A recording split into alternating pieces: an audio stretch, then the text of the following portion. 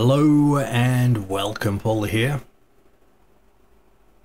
and welcome to my new series called Second Life Tours.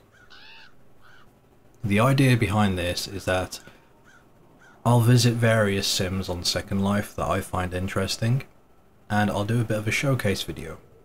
I'll walk around, talk about them, what you can do on there, how it looks, how it was built, and how to find it. And to start off this new series, I figured I'd cover a sim that is something I really like and something I have been spending a lot of time on recently.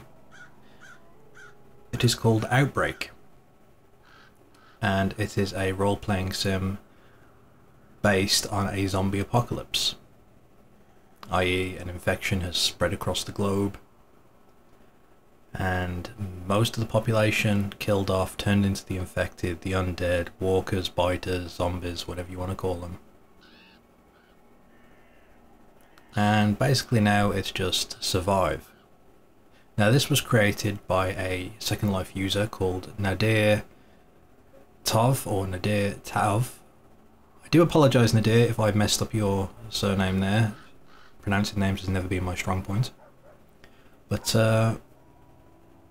yeah, you may have heard of Nadir. He owns a couple of other role-playing sims called Crackden and Dead End. And he also has Outbreak, which is where we're at. So just a little information on this. The sim is based on an island called Arklay Island.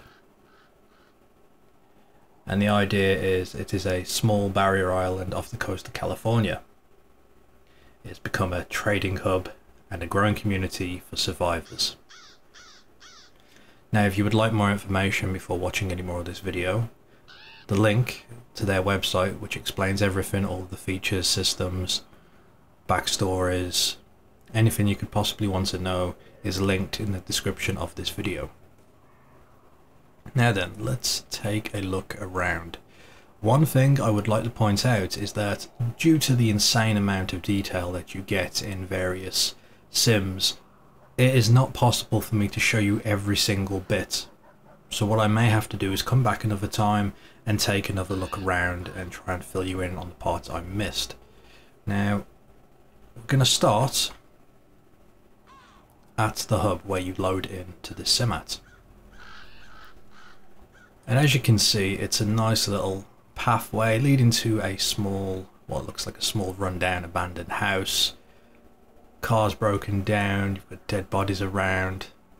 It's pretty atmospheric, pretty cool.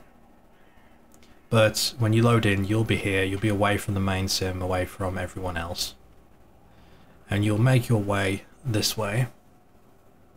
And here you'll be able to find all the information you need, links for their website, how to apply, how to get started, the HUD system, that type of thing. Also a teleport down. But yeah. I'm going to be keeping this series pretty basic, just showing you what you need to know. If you do end up applying and you lose your group invites, there is a sign here that you can click to get another invite, because I've had a few people tell me that they messed up and they needed to get another invite, so just a bit of information there if you do come on. Anyway, let's go down, shall we? When you first get in, you'll also get this pop-up explaining a few things. Now, if you're interested in checking this out and having a bit of a walk around before you come yourself and apply, feel free to come down and look around. Don't mind the people role-playing, just try not to disturb them. As from what I've gathered, that seems pretty acceptable so far. Now I want to point out is that it's currently raining, and I don't know how well that's going to come through on the video. I've been here for about 2 weeks now, and it only started raining a couple of days ago and it just hasn't stopped. But yeah, normally it's pretty dry. The other important thing to point out about this sim, about this roleplay, is that it's based in real time. And we're currently up to 515 days since the outbreak happened, and this place has gotten, stronger, more organized, that type of thing, as time has gone on. Whereas when it started, it was pretty rough, pretty run down, a lot of struggles to survive, that type of thing. I also should point out this is a somewhat adult sim. There is themes of violence, sexual content, that type of thing, so be warned. So when you're loading, just quickly look around here, pan around, you'll have come across this bridge. This bridge is the only way onto the island unless you've got a boat. And I guess this will be a sort of starter tutorial as well. If you load in, there'll be signs saying food, shelter, hospital. Being in character, when I first arrived, I saw these signs and just followed them. It is a really good thing to do because it will take you somewhere where people will help you get settled in, and it's an excellent starting point. So let's move on and have a look. There's a lot to show you, as I said, so I'm going to try and go around and talk about it, show you it, but not linger too long, because I really cannot do it justice. There is something I want to add at the end of this video, so if you're still watching by then, stay tuned for a sort of sneak peek.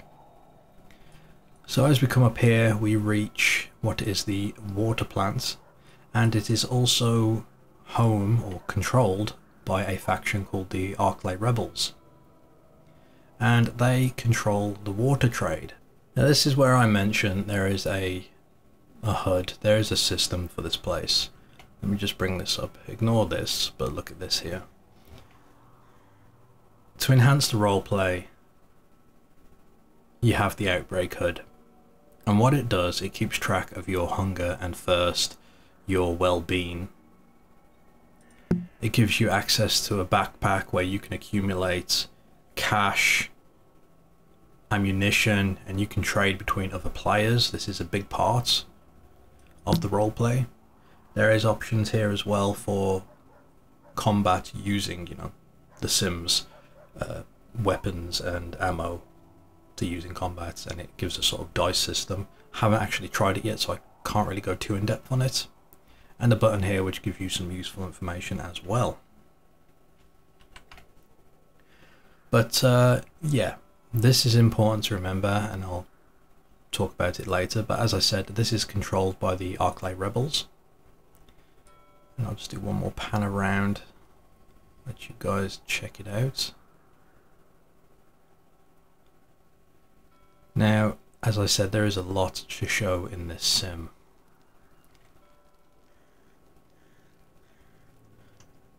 So moving on, we will make our way towards the hospital. Following the signs that say shelter, food, hospital, it's a pretty good place to come when you first start out. Now as you can see, the hospital's seen better days. A bit run down, a bit dirty, rubble everywhere, debris everywhere.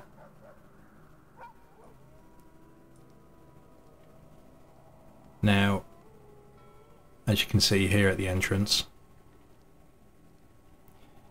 it has been fortified a little. If you were to come into the hospital, there'll be a guard here. Now this guard is just an NPC, but for roleplay purposes, he is 100% living.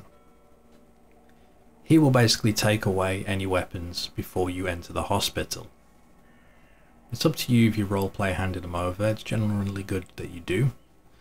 But this was mostly just to protect the hospital staff, because there isn't enough security to be, walking around armed all day. So we move into the hospital. We have the waiting room.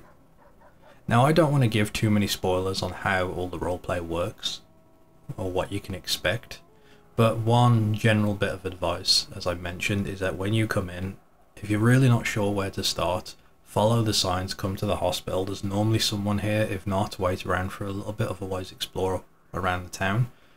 Most of the time people will send you here though, because they'll sort you out of shelter, as in a place to live until you can get on your feet somewhere. They'll give you some basic supplies starting off, And they'll also give you a medical checkup, as is the case of one of the laws, or one of the laws of the town, which is again something I'll go into later on. But as you can see, we've got this hospital here. It's pretty clean considering we're in an apocalypse. People here hard at work keeping it that way.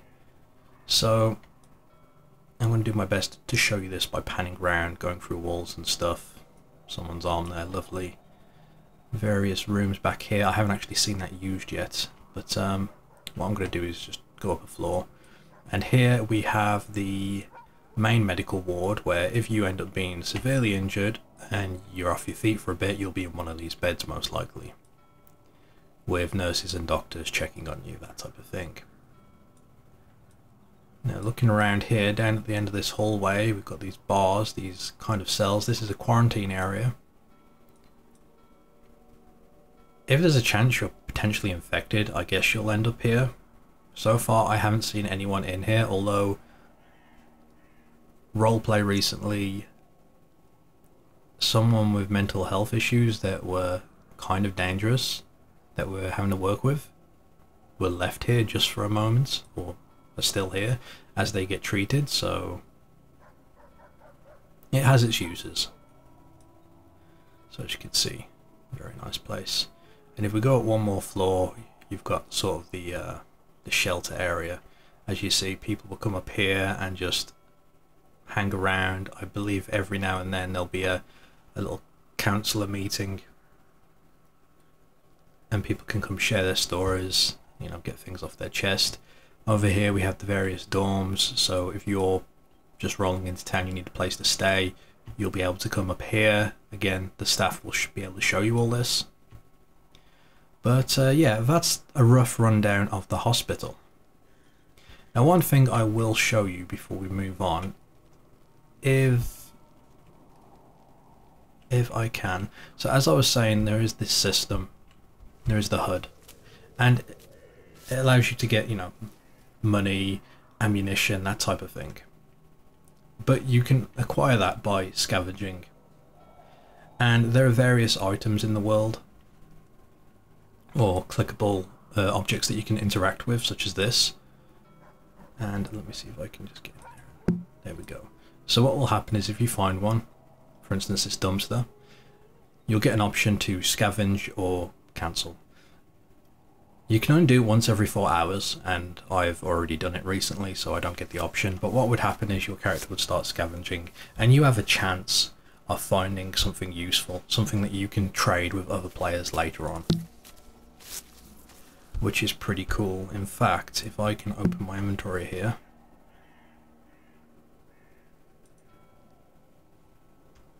here we go. I've got a few different things. Here. Some of these are items that I've been traded, that I've found. I've found mostly these canned foods, cat food, kibbles, a couple of first aid kits I've found, and some of this other stuff's been given to me by other people. But yeah, you can find all sorts, and then you can trade it. And there's also rare items like honey that you can come across, which is quite neat. So we're going to move on, and we're going to continue looking around. I'll do a bit of panning. I'm only really going to talk about the places I have been and I know about, because I don't want to be talking out my ass when I'm trying to describe something and I find out I'm completely wrong later on. So as you can see, everywhere around us, pretty grim looking. Burnt out vehicles, you know, barricades, fortifications. It's quite a wonderful place in my opinion. I absolutely love all things post-apocalyptic. Always have, always will. So to me this is amazing. So this fella here, an infected, not a threat at the moment. So the way this works is that as you enter certain areas, or if you hang around an area, there is a chance that an infected will pop up, and you'll get a message asking you what you want to do. Do you want to fight it? Do you want to flee? And if you fight it, do you want to use a melee weapon, or do you want to attack it at ranged? and at which point you'll start using some of the bullets for whatever gun you've got equipped. And if you defeat it, you'll be able to loot it. You may get something useful, a bit of cash, ammo, various items. But at the same time, you can also incur wounds, and you can get hurt, at which point you're going to have to go and get that sorted out. But yeah, they'll be around, and due to like the limitations of like scripting and stuff, you'll sometimes see them just standing there. They're safe to ignore. But you'll also get, like, in roleplay, big zombie hordes pass through, and everyone will roleplay fighting them, which is quite cool. I've managed to experience that once so far. It was only 6 of them, but it was fun. Here we have the ATC, or the Arclay Trading Company. This is a group that buys and sells and trades various, well, everything really. Food, water, fuel, weapons, ammo, whatever you can think of, they'll sell it to you. And this is down at the docks. It is quite nice here. I haven't actually had a chance to come down and roleplay here yet. That's something I need to do. Dotted around to enhance roleplay, you'll see these generators at various businesses. The idea is these keep the lights on, the power running. But you need fuel, and again, fuel is a commodity that you'll go and trade or pay for. And again, it just enhances roleplay, as I said. Now this place is the Royal Palms. It's basically a motel that people can rent rooms from. And when you rent the rooms, you can... I don't really want to just pan into someone's property. I feel kind of rude. But looking through the window here, because I mean, hey, if the blinds aren't fully closed, that's not my fault. You can see they've put some furniture down, and it's basically a place that you can make your own. A nice place to hang out, roleplay, and that type of thing. As you can see, this is a fairly nice area with a pool with a hanging cage, because you know, you never know when you need to hang someone above an empty pool. Moving on, and I'm starting to realise this video may go on for a little while as I've barely scratched the surface. There's a lot to show here, so I'm going to do my best to give everything a fair chance, a fair showing. But we'll move around, and again the rain's back. I will probably try and do a video when it's not raining, just to give you another look. The atmosphere is pretty good, but you can also change the wind light settings and you know, make it look a bit darker, a bit grimmer, should you want to. It's something I mess with every now and then. As you can see, the streets are pretty grim to be on. You'll always want to be careful. And we'll come down here and we'll take a look at a creepy ass fairground or amusement park. Because, yeah, you need a creepy ass amusement park. So we look around here, very Chernobyl-esque, I think. I've been down here once or twice, it's quite neat. I think it's been turned into a place to keep horses and animals, that type of thing, as we can see here.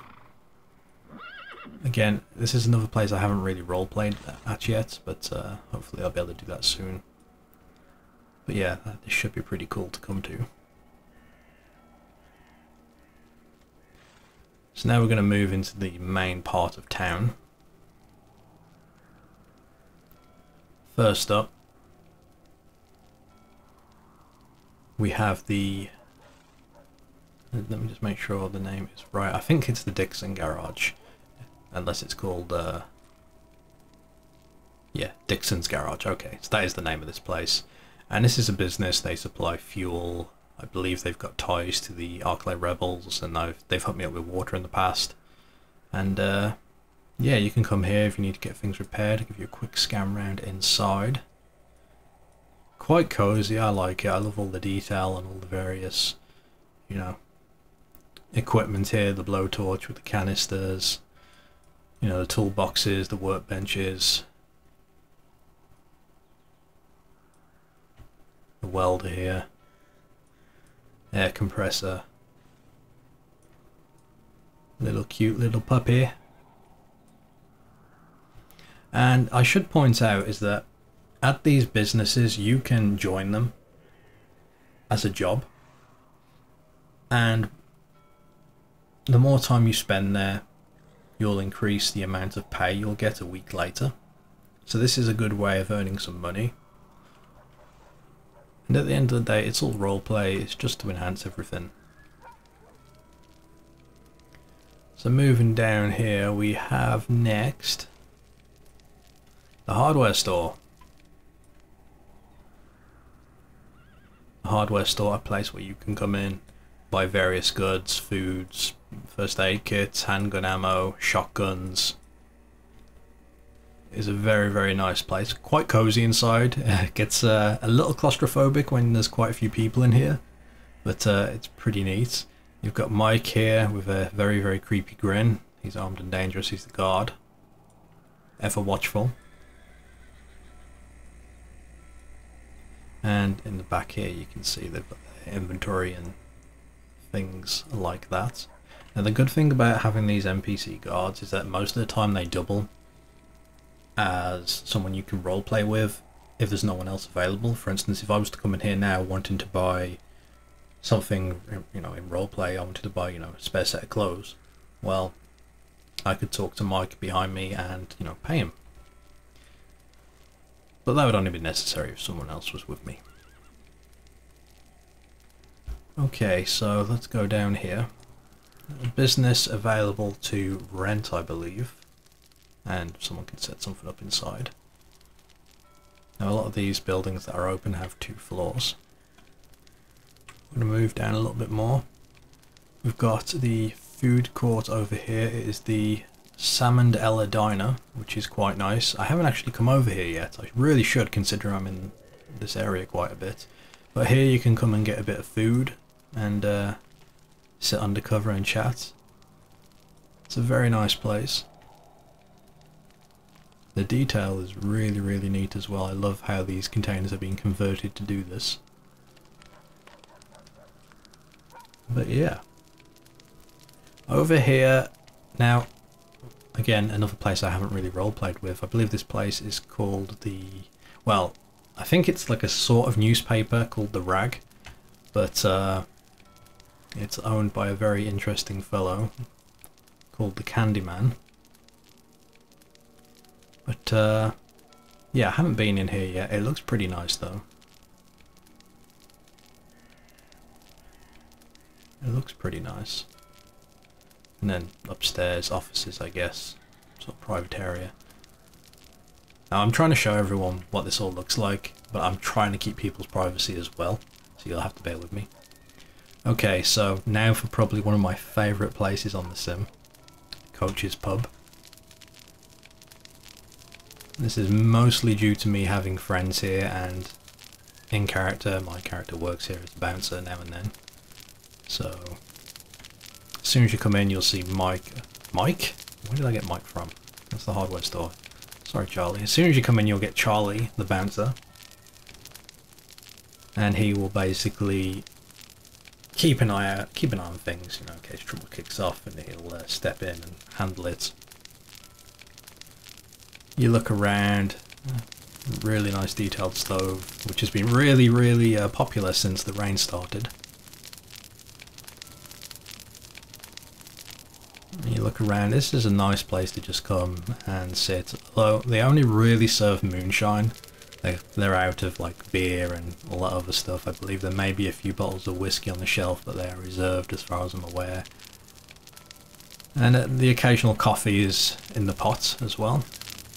There's a dancing pole over there, a jukebox. Again, this place is powered, so you know, lights are on. The lights go out, you know, you're back to candles. This place is owned by a really nice person called Callie.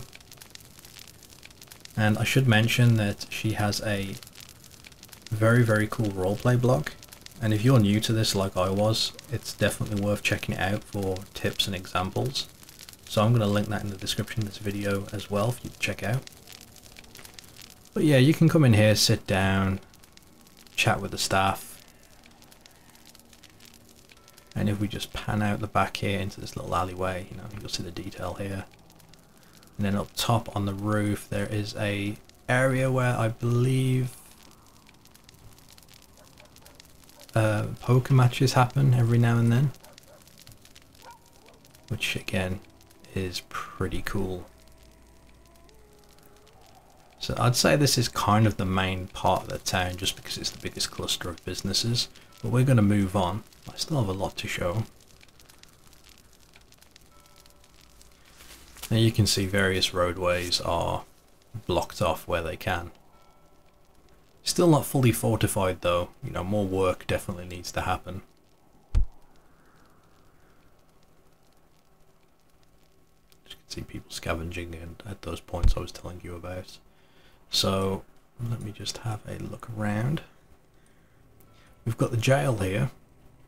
This is belonging to the Keepers. The Keepers is a group of, now I guess the best way to say this would be peacekeepers, a militia of sorts, kind of like police. They basically enforce the laws of the city. So you'll see those about. In fact, I am actually a keeper, and you'll be able to tell a keeper because they've got the red armband here. But yeah, the keeper's currently ran by my friend Ta. And this is the jailhouse with Tom, who I heard he takes bribes and stuff, so even though he looks really professional, apparently he isn't. But yeah, it's kind of claustrophobic in here, but if you go down, there is a nice little area, you know, where nice things happen, I guess. Yeah, nice things happen down here. Anyway, moving on, we have the dollhouse. Dollhouse is essentially a brothel. It's quite cool. They do a weekly event where you can come in and get a free bath, because I believe they have like a fresh spring water source or something. I'm not entirely sure what the story is there. I haven't been round to inquire in character, so I don't really know. But yeah, it's a nice place. You'll get a lot of people here. They offer a whole bunch of services, which you can imagine. But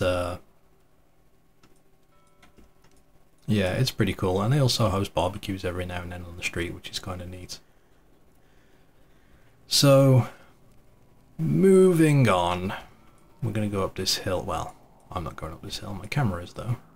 We've got this big building, which is currently the headquarters of the Arclight Keepers. It is quite cool. It's kind of out on its own. But this is, you know, the headquarters of the Keepers, so it's quite well fortified. You know, the Keepers have their supplies in here. Map of town, patrol routes, that type of thing. The offices. But yeah, it's quite cool up here. Kind of wish more people would come up here to roleplay though. It's always fairly quiet. Oh, I'm going the wrong way. Let's go this way before I miss this one out. So as you look around, you'll see, you know, various ruins just kicking about, that type of thing. And that you can go in and roleplay if you want. Here we have, I believe this is called the Eights. Is there a sign anywhere? Yes, there we go. This is the Eights. It's a big sort of motel, hotel. And again, it's got rooms that you can rent. Now, this is a pretty well fortified place. There's normally like armed guards on the sides here, so if you want a safe place to be, this is probably it. Now, I haven't actually been in here again, so I don't know what everything looks like. I heard there's a common room, which I'm assuming is this. And people come here and roleplay. A lot of rooms, and again, for the sake of people's privacy, I'm not going to go camming it in, but you know, if there's open windows there, you know, you can see inside. People have their furniture, and it looks quite nice. quite nice. Maybe somewhere I'll look at investing in at some point. So moving around here, we have a diner. Again, I do not know what this is actually used for. Place I haven't been to yet. A lot of places like this, but this is quite nicely decorated. So this is available, so I'm wondering if it's just not rented out yet. Now over here, a few odd bits and pieces. It looks like a radio station here with this tower, but again, this isn't a place I've actually been to yet, so I don't know what kind of roleplay goes on here. So this is probably the main bulk of the city, or the town at least. Now we're going to move on down, and one thing I forgot to mention is that, like the infected that can pop up, there is also animals that you can potentially hunt. If you go to like the various forests, there's a chance that you'll run across an animal, and you can try and hunt it, and if you kill it you'll be given meat that you can trade or eat. And so you'll see a lot of people out and about hunting, which is quite cool. Church here, it's something for available to rent if anyone wants it, so nothing going on there at the moment. Now I'm going to follow this road. It leads out of town into the next sim. So yes, this place has 2 sims going for it. The second sim is called The Fringe. It is a lawless area. The group keepers do not have any authority there. But out in it you'll find buildings, various homes that people have. And what I'll probably do is just give an overall cam to show you the area. It's quite expansive. So I'll swing on by here. You've got various little areas that people have come to roleplay, but as far as I'm aware, nothing major is going on at the moment. This area is under construction as far as I'm aware. It's a nice little sort of dock. Now, as I said, there's a lot of stuff I don't know, but what you'll find out here is people rent the land and they'll build whatever they want on there, as long as it fits in the theme. This is a pretty good example. It's like an old sort of storage house, converted, fortified, and I believe a sort of scavenger group is based out here, but again, not people I've actually come across.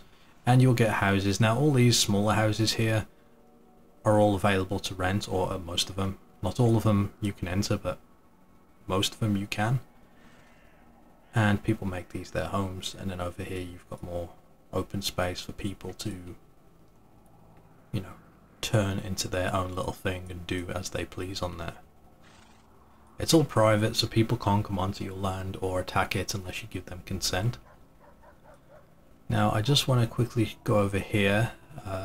This is my friend's house, and I'm sure he's not going to mind me coming around. If he does, I apologise, Tar, but it's too late now, it's on video.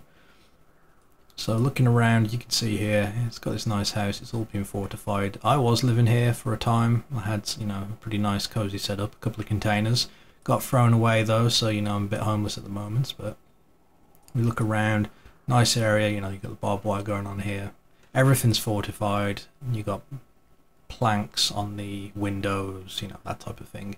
So stuff like this is really cool. This is why I love, you know, the post-apocalyptic theme. The absolute feel of it is fantastic, and it's something I've always been a big fan of. Now, I guess that's pretty well everything I can think to show you at the moment. As I said, I've probably missed out a whole bunch of stuff, and I will do my best to come back and cover it later on. The closing thoughts on this sim is that it is an amazing place. The community has been absolutely fantastic. Now, I haven't really done any roleplay like this before.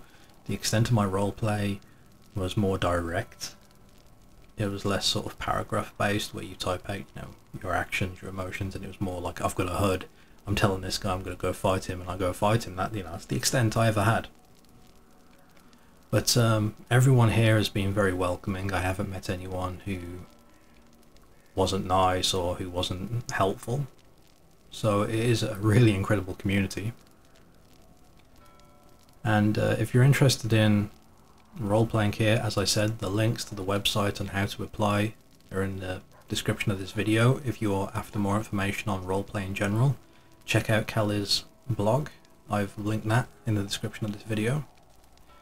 The link to actually find this sim is in the description of this video, and just once again, this sim is called Outbreak. And yeah, I hope you've enjoyed this video, and I will be making more Second Life sim tours. If you have any questions about this sim, ask in the comments and I will do my best to answer. I also want to say, I mentioned earlier in the video I had a little announcement. So there's going to be a, well, I said sneak peek, there's going to be a new series coming. I don't want to give away too much, but all I'm going to say, it's going to be called The Outbreak Tapes. So you can probably make, probably come to your own conclusion with that. And as I said, I hope you've enjoyed this video. I'll do more in the future. And yeah, thank you for watching. This has been my first Second Life sim tour. Hope you enjoyed it. Until next time.